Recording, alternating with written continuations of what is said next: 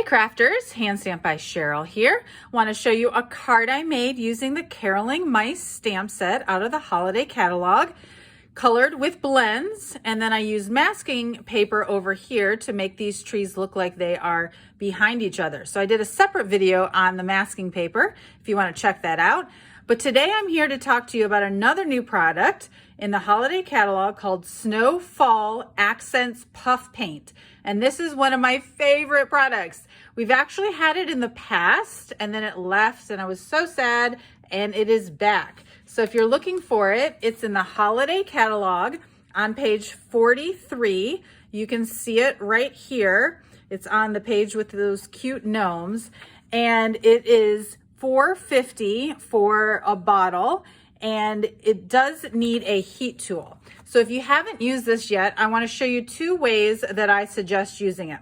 The first is the easiest way, to just add a layer of snow at the bottom. And this is a liquid and it's very runny. So you want to make sure that you don't squirt too much.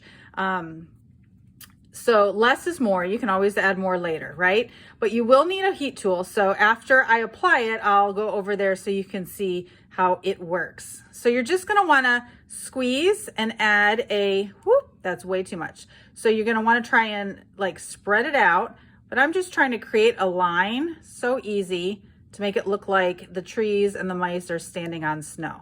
Okay, so just like that. Then I'm going to walk you over to my heat tool. So we're at my heat embossing station, and never mind that there's some white embossing powder here that I haven't cleaned up from a previous project, or Versamark, none of which you'll need for this project. All you'll need is a heat tool. So you're going to want to let it heat up a minute before you apply, and you're just going to hold it over the wet Snowfall puff paint until it sort of puffs.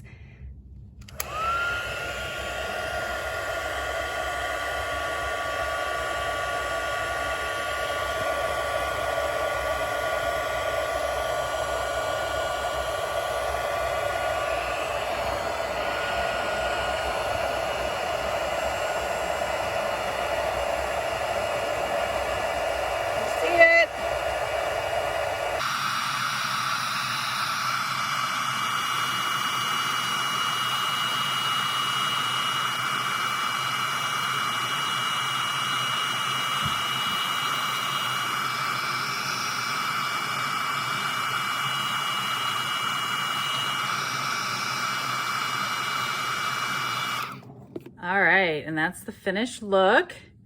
It looks and feels like snow, aside from not being cold.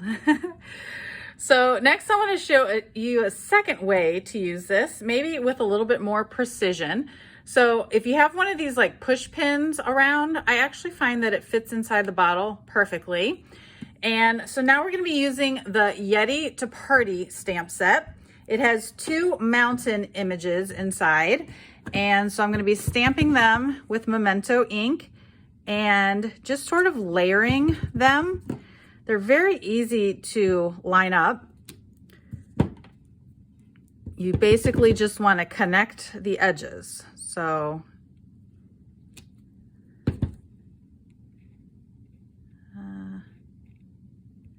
it looks like they're layered.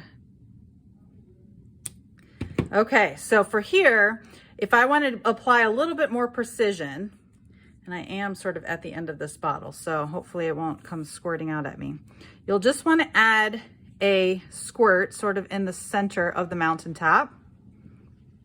Okay, and then you'll use your push pin to sort of just push the snow into the crevices so it directs it and it doesn't create a big blob.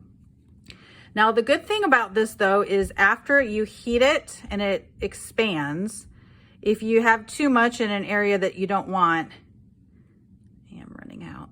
I use this a lot.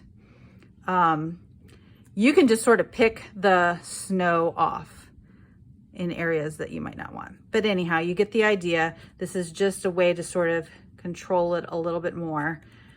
So let me show you the finished product. Okay, so after you've applied the heat, if you ever find that you have puff paint in areas that you don't want, you can actually just use your fingernail to sort of rub it away. So let's say you want to make sure that black line is visible. So it's not too hard to come off. Okay, and then you can see the final project.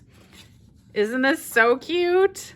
So I actually cased this card, which means copy and share everything, directly from the holiday catalog.